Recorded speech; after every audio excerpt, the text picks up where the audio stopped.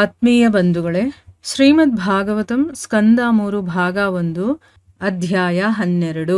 ಇವತ್ತಿನಿಂದ ಹೊಸ ಅಧ್ಯಾಯವನ್ನು ಶುರು ಮಾಡೋಣ. ಅದರ ಶೀರ್ಷಿಕೆ ಕುಮಾರರು ಹಾಗೂ ಮತ್ತಿತರರ ಸೃಷ್ಟಿ. ಇದರಿಂದ ಇವತ್ತು 2 ಶ್ಲೋಕಗಳನ್ನು ತಿಳ್ಕೊಳ್ಳೋಣ. ಶ್ಲೋಕ 1. ಮೈತ್ರೇಯ ಉವಾಚ ಇತೀತೆ ವರ್ಣಿತ ಕ್ಷತ ಕಾಲಾಖ್ಯ ಪರಮಾತ್ಮನಃ ಮಹಿಮಾ ವೇದಗರ್ಭೋಥ ಯಥಾಸ್ರಾಕ್ಷಿ ನಿಬೋಧಮೆ. ಅನುವಾದ. ಶ್ರೀ ಮೈತ್ರೇಯರು ಹೇಳಿದರು, ಎಲೈ ವಿದ್ವಾಂಸನಾದ ವಿದುರನೇ, ಈವರೆಗೆ ನಿನಗೆ ಕಾಲ ಲಕ್ಷಣದಲ್ಲಿ ದೇವೋತ್ತಮ ಪರಮಪುರುಷನ ರೂಪದ ಮಹಿಮೆಗಳನ್ನು ವಿವರಿಸಿದ್ದೇನೆ. ಈಗ ನೀನು ನನ್ನಿಂದ ಸಕಲ ವೇದ ಜ್ಞಾನನಿಧಿಯಾದ ಬ್ರಹ್ಮನ ಸೃಷ್ಟಿಯ ವಿಚಾರವನ್ನು ಆಲಿಸು. ಶ್ಲೋಕ 2. ಸಸರ್ಜಾಗ್ರೇಂಧ ತಾಮಿಸ್ರಮಥತಾಮಿಸ್ರಮಾಧಿಕೃತ್ ಮಹಾಮೋಹಂ ಚ ಮೋಹಂ ಚ ತಮಶ್ಚಾಜ್ಞಾನವೃತ್ತಯಃ. ಅನುವಾದ. ಬ್ರಹ್ಮನು ಆತ್ಮವಂಚನೆ, ಮೃತ್ಯುಭಾವನೆ, ಹತಾಶೆಯ ನಂತರದ ಕೋಪ, ಮಿಥ್ಯಾ ಸ್ವಾಮಿತ್ವ ಭಾವನೆ, ಮಿಥ್ಯಾ ದೈಹಿಕ ಕಲ್ಪನೆ ಅಥವಾ ನೈಜ ಸ್ವರೂಪದ ವಿಸ್ಮೃತಿಗಳಂತಹ ಅಜ್ಞಾನದ ವೃತ್ತಿಗಳನ್ನು ಮೊದಲು ಸೃಷ್ಟಿಸಿದನು. ಇವು ಶ್ಲೋಕಗಳು ಮತ್ತು ಅವುಗಳ ಅನುವಾದ. ಈಗ ಭಾವಾರ್ಥದ ಮೂಲಕ ನಾವು ಇದರ ಅರ್ಥವನ್ನು ತಿಳ್ಕೊಳ್ಳೋದಕ್ಕೆ ಪ್ರಯತ್ನ ಮಾಡೋಣ. ನೋಡಿ, ಈ ಒಂದು ಶ್ಲೋಕದಲ್ಲಿ ಈಗ ಮೈತ್ರೇಯರು ಹೇಳ್ತಾರೆ, ಎಲೆ ವಿದ್ವಾಂಸನಾದಂತಹ ವಿದುರನೇ. ವಿದುರ ಕೂಡ ಸಾಮಾನ್ಯದವನಲ್ಲ ಅಲ್ವಾ, ವಿದ್ವಾಂಸ ಅವನು ಕೂಡ. ಅವನಿಗೆ ಹೇಳ್ತಾ ಇದ್ದಾರೆ ಮೈತ್ರೇಯರು, ಇವಾಗವರೆಗೂ ನಾನು ನಿನಗೆ ಕಾಲ ಲಕ್ಷಣದಲ್ಲಿ ಆ ಭಗವಂತನ ರೂಪದ ಮಹಿಮೆಗಳನ್ನೆಲ್ಲ ವಿವರಣೆ ಮಾಡಿ ಹೇಳಿದೆ. ಅಂದರೆ ಕಾಲ ಹೇಗೆಲ್ಲ ಕೆಲಸ ಮಾಡುತ್ತೆ, ಕಾಲ ಅಂತಂದರೆ ಏನು, ಅದ್ರ ಬಗ್ಗೆ ಎಲ್ಲ ಕಂಪ್ಲೀಟಾಗಿ ವಿವರಣೆ ಮಾಡಿದ್ದೀನಿ. ಈಗ ನೀನು ನನ್ನಿಂದ ಸಕಲ ವೇದ ಜ್ಞಾನ ನಿಧಿಯಾದ ಎಲ್ಲ ಜ್ಞಾನವನ್ನು ತಿಳ್ಕೊಂಡಿರೋನು, ಅದರ ತಿಳುವಳಿಕೆ ಇರುವಂಥವನು ಯಾರು ಅಂತಂದರೆ ಬ್ರಹ್ಮ. ಆ ಬ್ರಹ್ಮ ಹೇಗೆಲ್ಲ ಸೃಷ್ಟಿ ಮಾಡ್ದ ಆ ವಿಚಾರವನ್ನು ನಾನು ಹೇಳ್ತೀನಿ ಕೇಳು ಅಂತಂದ್ಬಿಟ್ಟು ಇಲ್ಲಿ ಹೇಳ್ತಾ ಇದ್ದಾರೆ. ಮೊದಲು ನಮಗೆ ಭಗವಂತನ ಕಾಲದ ಬಗ್ಗೆ ಗೊತ್ತಾಯಿತು. ಈಗ ಬ್ರಹ್ಮ ಹೇಗೆ ಸೃಷ್ಟಿ ಮಾಡ್ತಾನೆ ಅನ್ನೋದ್ರ ಬಗ್ಗೆ ಇಲ್ಲಿ ಹೇಳ್ತಾ ಇದ್ದಾರೆ. ಮುಂದಿನ ಶ್ಲೋಕದಲ್ಲಿ ಹೇಳ್ತಾರೆ, ಬ್ರಹ್ಮ ಮೊದಲು ಸೃಷ್ಟಿ ಮಾಡಿದ್ದು ಯಾವುದನ್ನ ಅಂತಂದರೆ ಆತ್ಮವಂಚನೆ. ಅಂತಂದರೆ ನಮಗೆ ನಾವೇ ಮೋಸ ಮಾಡ್ಕೊಳ್ಳೋದು. ನೋಡಿ, ಇದನ್ನೆಲ್ಲ ಬ್ರಹ್ಮನೇ ಸೃಷ್ಟಿ ಮಾಡಿರೋದು. ಈಗ ನಾವು ಈ ಐಹಿಕ ಪ್ರಪಂಚದಲ್ಲಿ ಇದ್ದೀವಿ ಅಂತಂದರೆ ನಾವು ಆಸೆ ಪಟ್ಟಿದ್ದೀವಿ, ಅದಕ್ಕೋಸ್ಕರ ಇಲ್ಲಿದ್ದೀವಿ. ಬಟ್ ಇಲ್ಲಿರೋದಕ್ಕೆ ಕೆಲವೊಂದು ಮೆಟೀರಿಯಲ್ಸ್ ಬೇಕು, ಆಯಿತಾ, ವಸ್ತುಗಳು ಬೇಕು. ಅದಿಲ್ಲ ಅಂತಂದರೆ ನಾವು ಈ ಜಗತ್ತಲ್ಲಿರೋದಕ್ಕೆ ಸಾಧ್ಯ ಇಲ್ಲ. ಸೊ ಅದನ್ನು ಮೊದಲು ಸೃಷ್ಟಿ ಮಾಡ್ತಾನೆ. ಈಗ ನಾನು ಯಾರು ಅಂತ ನಾನು ಮರಿಬೇಕು, ಆಗಲೇ ನಾನು ಈ ಜಗತ್ತಲ್ಲೆಲ್ಲ ಎಂಜಾಯ್ ಮಾಡೋದಕ್ಕಾಗೋದು. ಭಗವಂತ ನಮ್ಮನ್ನು ಇಲ್ಲಿ ಕಳಿಸಿರೋದೇ ನಾನು ಎಂಜಾಯ್ ಮಾಡಬೇಕನ್ನೋ ಮನಸ್ಥಿತಿ ನಮಗೆ ಬಂದಿರೋದ್ರಿಂದ. ಸೊ ಅದಕ್ಕೋಸ್ಕರ ಈ ಐಹಿಕ ಪ್ರಪಂಚನ ಸೃಷ್ಟಿ ಮಾಡಿದ್ದಾನೆ. ಹೇಗೆ ಈ ಜಗತ್ತು ಮತ್ತು ಒಂದು ಜೈಲು, ಈ ಜಗತ್ತಲ್ಲೇ ಒಂದು ಜೈಲು ಅಂತ ಇದೆ ಅಲ್ವಾ, ಆ ಎರಡನ್ನೂ ನಾವು ಮನಸ್ಸಲ್ಲಿ ಇಟ್ಕೊಂಡು ಇದನ್ನು ಅರ್ಥ ಮಾಡ್ಕೊಂಡಾಗ ನಮ್ಗೆ ಈಸಿಯಾಗಿ ಅರ್ಥ ಆಗುತ್ತೆ. ಸೊ ಬ್ರಹ್ಮ ಏನು ಮಾಡ್ದ, ಮೊದಲು ಆತ್ಮವಂಚನೆಯನ್ನು ಸೃಷ್ಟಿ ಮಾಡ್ದ. ಅಂದರೆ ನನಗೆ ನಾನೇ ಮೋಸ ಮಾಡ್ಕೊಳ್ಳೋದು, ಮೃತ್ಯುವಿನ ಭಾವನೆ ಅಂದರೆ ನಾನು ಸಾಯ್ತೀನಿ ಅನ್ನುವಂಥ ಭಯ, ಆಮೇಲೆ ಹತಾಶೆಯ ನಂತರ ಕೋಪ. ನನಗೇನಾದರೂ ಸಿಕ್ಕಿಲ್ಲ ಅಂತಂದಾಗ ನನಗೆ ಕೋಪ ಬರೋದು, ಅಥವಾ ಯಾವುದೇ ಆಗಿರ್ಬೋದು, ನಾನು ಇಚ್ಛೆ ಪಟ್ಟಿದ್ದಾಗಲಿಲ್ಲ ಅಂತಂದರೆ ಅದರಿಂದ ಕೋಪ ಬರೋದು. ಮತ್ತು ಮಿಥ್ಯಾ ಸ್ವಾಮಿತ್ವ ಭಾವನೆ ಅಂದರೆ ನಾನೇ ಒಡೆಯ ಅನ್ನುವಂಥ ಭಾವನೆ, ಮತ್ತು ಮಿಥ್ಯಾ ದೈಹಿಕ ಕಲ್ಪನೆ. ಅಂದ್ರೇನು, ಈ ದೇಹನೇ ನಾನು ಅಂತ. ಈ ದೇಹ ನಾನಲ್ಲ, ನಾನು ಆತ್ಮ ಅಲ್ವಾ, ಆದರೆ ನಾನೇ ಈ ದೇಹ ಅಂತ ತಿಳ್ಕೊಂಡು ನಾವಿಲ್ಲಿ ಜೀವಿಸ್ತಾ ಇದ್ದೀವಲ್ವ, ಆ ಕಲ್ಪನೆ. ಮತ್ತು ನೈಜ ಸ್ವರೂಪದ ವಿಸ್ಮೃತಿ. ಅಂದ್ರೇನು, ನಾನು ಯಾರು ಅನ್ನೋದನ್ನೇ ನಾನು ಮರ್ತು ಹೋಗೋದು. ಆ ಮರುವು ಕೂಡ ಅವನೇ ಕೊಟ್ಟಿರುವಂಥದ್ದು. ಇದೆಲ್ಲ ಅಜ್ಞಾನದ ವೃತ್ತಿಗಳು. ನಮಗೆ ಅಜ್ಞಾನವನ್ನು ತುಂಬಿದಾನವನು, ತುಂಬಿ ಇದನ್ನೆಲ್ಲ ಸೃಷ್ಟಿ ಮಾಡ್ತಾನೆ. ಅಂದರೆ ಅಜ್ಞಾನ ಅಂತ ಅನ್ನಿಸ್ಕೊಳ್ಳುವಂಥ ಈ ಎಲ್ಲವನ್ನು ಅವನು ಮೊದಲು ಸೃಷ್ಟಿ ಮಾಡ್ತಾನೆ. ಈಗ ನಮ್ಮಲ್ಲಿ ಇದೆಲ್ಲನೂ ಇದೆ ನೋಡಿ. ಅಂದರೆ ನಮಗೆ ನಾವೇ ಮೋಸ ಮಾಡ್ಕೊಳ್ತಾ ಇದ್ದೀವಿ. ಯಾಕೆ ಅಂತಂದರೆ ನಾನು ಆತ್ಮ ಆಗಿದ್ರೂ ಕೂಡ ದೇಹ ಅಂತ ತಿಳ್ಕೊಂಡು ಅದಕ್ಕೇನು ಬೇಕೋ ಅದೆಲ್ಲ ಮಾಡ್ತಾ ಇದ್ದೀವಿ, ನಮಗೆ ನಾವು ಮೋಸ ಮಾಡ್ಕೊಳ್ತಾ ಇದ್ದೀವಿ. ಇನ್ನೊಂದು ಭಯ ಇದೆ ನಮ್ಮಲ್ಲಿ, ಸತ್ತೋಗ್ತೀನಿ ಅನ್ನುವಂಥ ಭಯ ಇದೆ. ಆಮೇಲೆ ಏನಾದರೂ ನಾನು ಅಂದ್ಕೊಂಡಿದ್ದು ಅಥವಾ ನಾನು ಬಯಸಿದ್ದು ಏನೂ ಸಿಗಲಿಲ್ಲ ಅಂತಂದಾಗ ನಮಗೆ ಹತಾಶೆ ಬರುತ್ತೆ. ಅದರಿಂದ ನಮಗೆ ಕೋಪ ಬರುತ್ತೆ. ಮತ್ತೆ ನಾನೇ ಒಡೆಯ ಅನ್ನುವಂತಹ ಮಿಥ್ಯಾ ಸ್ವಾಮಿತ್ವ ಭಾವನೆ ಕೂಡ ಇದೆ ನಮಗೆ. ನಾನೇ ಓನರು, ನಾನೇ ಇದನ್ನೆಲ್ಲ ಪಡೆದಿರೋನು, ನನ್ನ ಹತ್ರನೇ ಎಲ್ಲ ಇರಬೇಕು ಅನ್ನುವಂಥ ಭಾವನೆಯಲ್ಲಿ ಬದುಕ್ತಾ ಇರ್ತೀವಲ್ವ ಅದು. ಮತ್ತೆ ನಾನೀ ದೇಹ ಅನ್ನುವಂತಹ ಸುಳ್ಳು ನನ್ನದೇ ಆದಂಥ ಒಂದು ಮಿಥ್ಯಾ ದೈಹಿಕ ಕಲ್ಪನೆ ಇರೋದು. ಆಮೇಲೆ ನಾನು ಯಾರು ಅಂತ, ನನ್ನ ನಿಜ ಸ್ವರೂಪ ಏನು ಅನ್ನೋದನ್ನ ನಾನು ಮರ್ತಿರೋದು. ನಾನು ಆತ್ಮ, ಮತ್ತೆ ನಾನು ಆ ಭಗವಂತನ ಸೇವಕ ಅನ್ನುವಂಥದ್ದನ್ನೇ ನಾವು ಮರ್ತು ಹೋಗಿರೋದು. ಇದೆಲ್ಲವೂ ಕೂಡ ಅಜ್ಞಾನದ ವೃತ್ತಿಗಳು. ಇದನ್ನು ಅವನು ಮೊದಲು ಸೃಷ್ಟಿ ಮಾಡ್ತಾನೆ. ಬ್ರಹ್ಮ ಮೊದಲು ಸೃಷ್ಟಿ ಮಾಡಿದ್ದು ಯಾವುದು ಅಂತ ನಮಗೆ ಇವಾಗ ಗೊತ್ತಾಯ್ತಲ್ವಾ. ಈಗ ಇದೇ ವಿಷಯದ ಬಗ್ಗೆ ಭಾವಾರ್ಥದಲ್ಲಿ ಗುರುಗಳೇನು ಹೇಳ್ತಾರೆ ಅಂತ ತಿಳ್ಕೊಳ್ಳೋಣ. ಬ್ರಹ್ಮನು ಮೊದಲು ಭೌತಿಕ ಜಗತ್ತಿನಲ್ಲಿ ಜೀವಿಯು ವಾಸಿಸಲು ಅಗತ್ಯವಾದ ಸ್ಥಿತಿಗಳನ್ನು ಸೃಷ್ಟಿ ಮಾಡಿದನು. ಅನಂತರ ನಾನಾ ಬಗೆಯ ಜೀವಜಾತಿಗಳನ್ನು ಸೃಷ್ಟಿ ಮಾಡಿದನು. ಜೀವಿಯು ತನ್ನ ನೈಜ ಸ್ವರೂಪವನ್ನು ಮರೆತ ಹೊರತು ಜೀವನದ ಐಹಿಕ ಸ್ಥಿತಿಯಲ್ಲಿ ಬದುಕಲು ಅಸಾಧ್ಯವಾಗುತ್ತದೆ. ಆದ್ದರಿಂದ ಐಹಿಕ ಅಸ್ತಿತ್ವದ ಮೊದಲ ಸ್ಥಿತಿ ಎಂದರೆ ತನ್ನ ನಿಜ ಸ್ವರೂಪವನ್ನು ಮರೆಯುವುದು.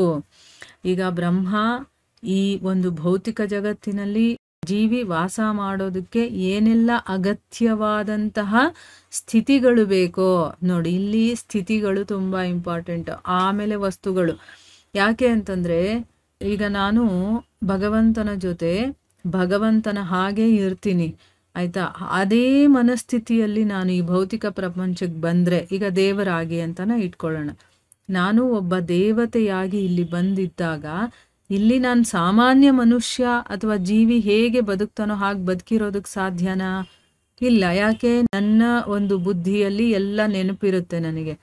ಸೊ ಆಗ ನಾನು ಹಾಗಿರೋದಕ್ಕೆ ಸಾಧ್ಯನೇ ಇಲ್ಲ. ಅದಕ್ಕೆ ಏನು ಮಾಡ್ತಾನೆ, ನಮಗದಕ್ಕೆ ಏನೇನು ಅಗತ್ಯವಾಗಿರುತ್ತೋ ಅಂಥ ಸ್ಥಿತಿಗಳನ್ನೆಲ್ಲ ಫಸ್ಟು ಸೃಷ್ಟಿ ಮಾಡ್ತಾನೆ.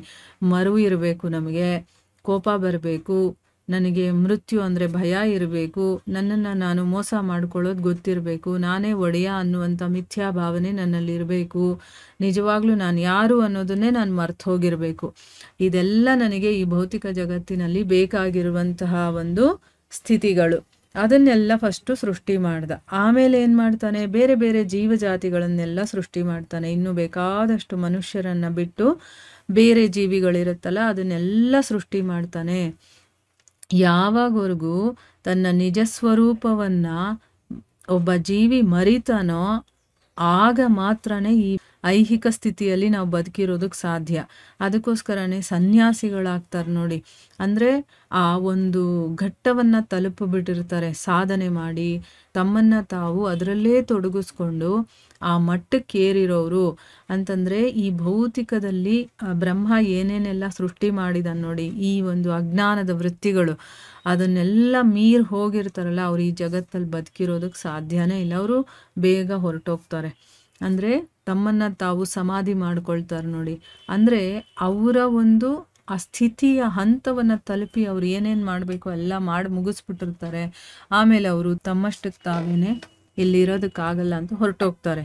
ಅಂದರೆ ಏನು, ಈ ಒಂದು ಜಗತ್ತಲ್ಲಿ ಇರಬೇಕಾದ್ರೆ ನಾವು ನಮ್ಮ ನಿಜ ಸ್ವರೂಪವನ್ನು ಮರಿಬೇಕು. ಆಗಲೇ ನಾವು ಇಲ್ಲಿ ಬದುಕಿರೋದಕ್ಕೆ ಸಾಧ್ಯ ಆಗುತ್ತೆ.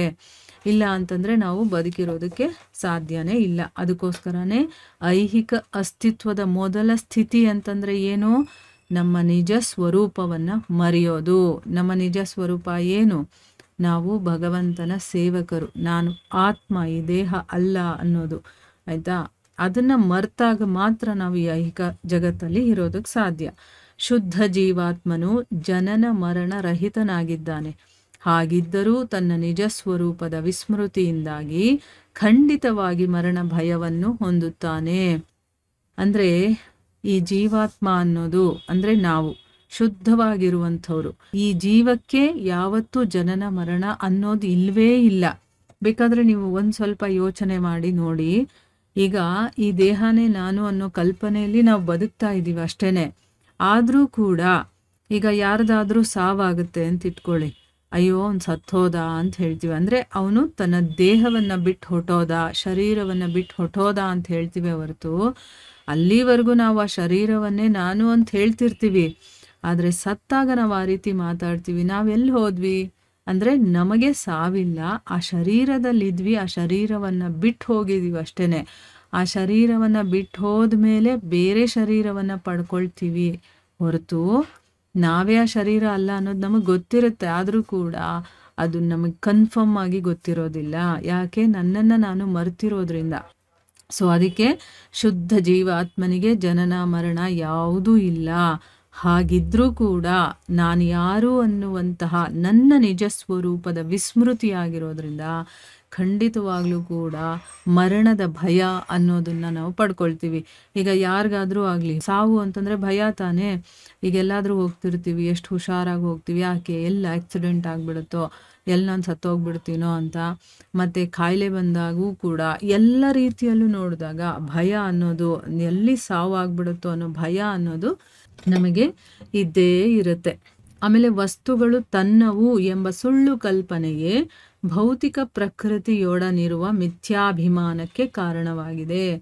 ಉನ್ನತ ನಿಯಂತ್ರಣ ವ್ಯವಸ್ಥೆಯು ಆ ವಸ್ತುಗಳನ್ನು ನೀಡಿದೆ. ಭೌತಿಕ ಸಂಪನ್ಮೂಲಗಳೆಲ್ಲವನ್ನೂ ಜೀವಿಯ ಶಾಂತ ಜೀವನಕ್ಕಾಗಿ ಮತ್ತು ಬದ್ಧ ಜೀವನದಲ್ಲಿ ಆತ್ಮ ಸಾಕ್ಷಾತ್ಕಾರದ ಕರ್ತವ್ಯ ನಿರ್ವಹಣೆಗಾಗಿ ನೀಡಲಾಗಿದೆ.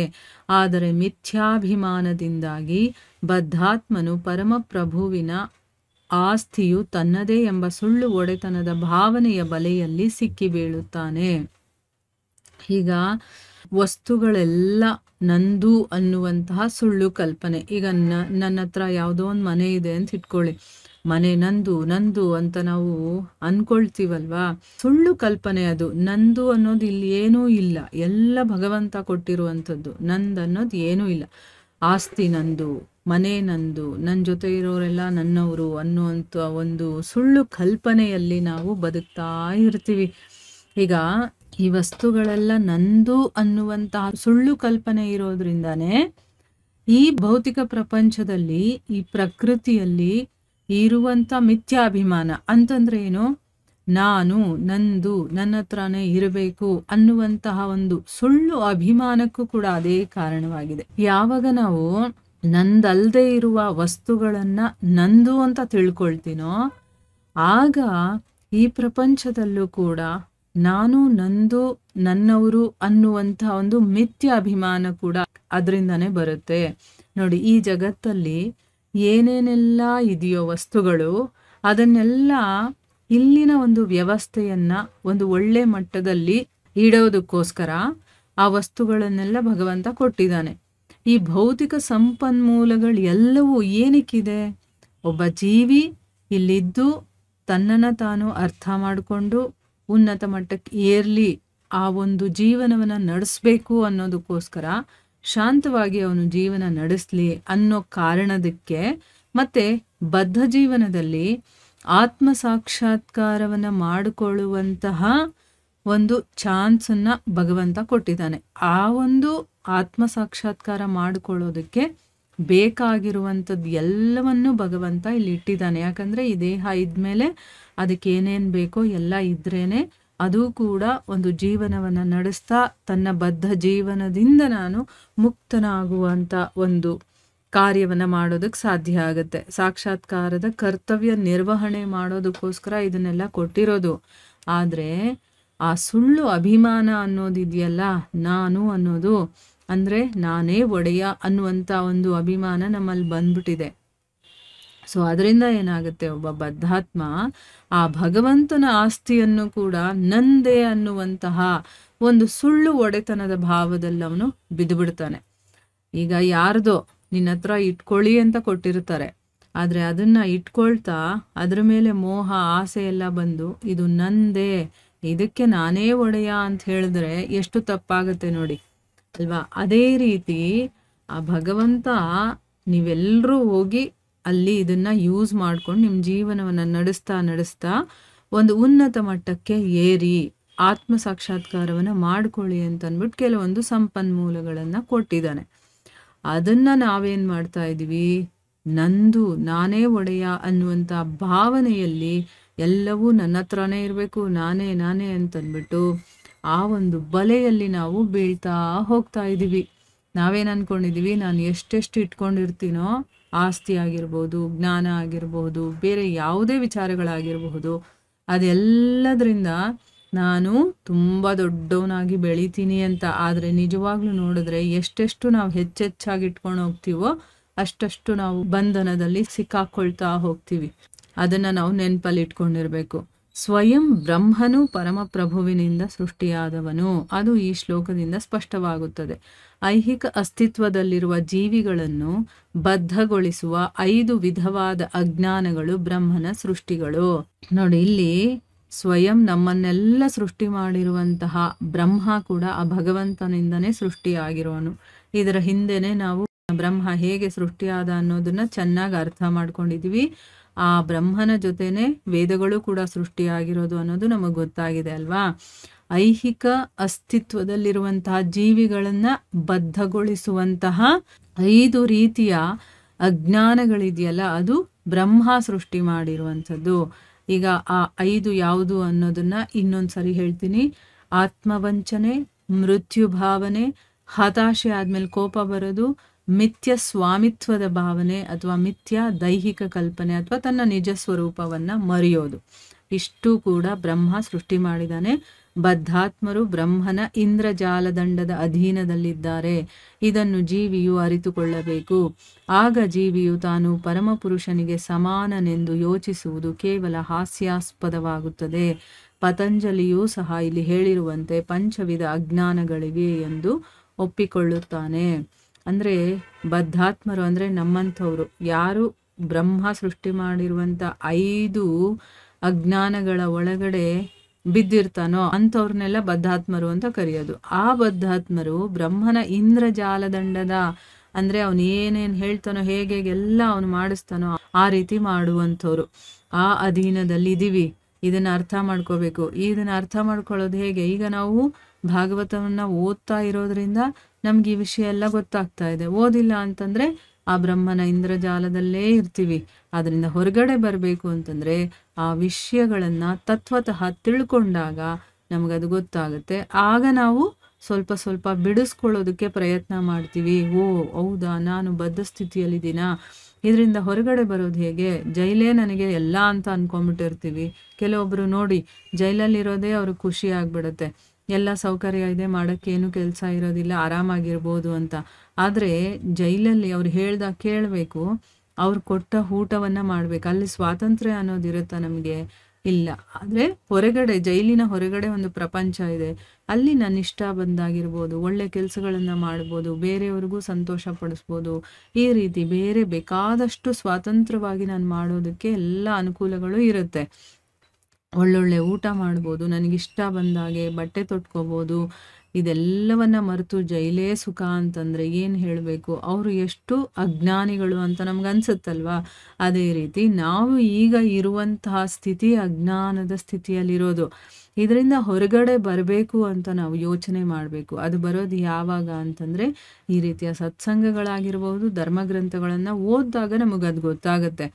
ಇಲ್ಲಿ ಗುರುಗಳು ಆಗಾಗ ಯಾರು ನಿರಾಕಾರವಾದಿಗಳಾಗಿರ್ತಾರೋ ಅವರಿಗೆ ಅವರು ಹೇಳ್ತಾನೆ ಇರ್ತಾರೆ. ಯಾಕೆ ಅಂತಂದ್ರೆ ಅವರು ಭಗವಂತ ನಾನು ಇಬ್ರು ಒಂದೇ ಅಂತ ಹೇಳ್ತಾರೆ, ಅಂದ್ರೆ ಸಮಾನ ಅಂತ. ಆದ್ರೆ ನೋಡಿ, ಇಲ್ಲಿ ಭಗವಂತನೇ ಬ್ರಹ್ಮನನ್ನ ಸೃಷ್ಟಿ ಮಾಡಿರೋದು, ಬ್ರಹ್ಮ ನಮ್ಮನ್ನ ಸೃಷ್ಟಿ ಮಾಡಿರೋದು ಅಂತ ಗೊತ್ತಾಗತ್ತಲ್ವಾ? ಇಲ್ಲಿ ನಾವು ಅವನು ಒಂದೇ ಅನ್ನೋದು ಸರಿಯಲ್ಲ ಅನ್ನೋದನ್ನ ಇಲ್ಲಿ ಹೇಳ್ತಾರೆ. ಪತಂಜಲಿಗಳು ಕೂಡ ಈ ಪಂಚವಿಧ ಅಜ್ಞಾನಗಳು ಇದೆ ಅಂತನ್ಬಿಟ್ಟು ಒಪ್ಕೊಳ್ತಾರೆ ಅನ್ನೋದನ್ನ ಇಲ್ಲಿ ಹೇಳ್ತಾ ಇದ್ದಾರೆ. ಈಗ ಕೆಲವು ಮಟ್ಟಿಗೆ ನಮಗೆ ಬ್ರಹ್ಮನ ಸೃಷ್ಟಿಯ ವಿಚಾರ ಗೊತ್ತಾಗಿದೆ ಅಂತ ತಿಳ್ಕೊಂಡಿದ್ದೀನಿ. ಮೊದಲು ಅವನು ಪಂಚ ಅಜ್ಞಾನದ ವೃತ್ತಿಗಳನ್ನ ಸೃಷ್ಟಿ ಮಾಡ್ತಾನೆ ಅನ್ನೋದು ಈ ಶ್ಲೋಕದಿಂದ ನಮಗೆ ಗೊತ್ತಾಗುತ್ತೆ. ಇಲ್ಲಿಗೆ ನಾವು ನಿಲ್ಲಿಸೋಣ. ಹರೇ ಕೃಷ್ಣ.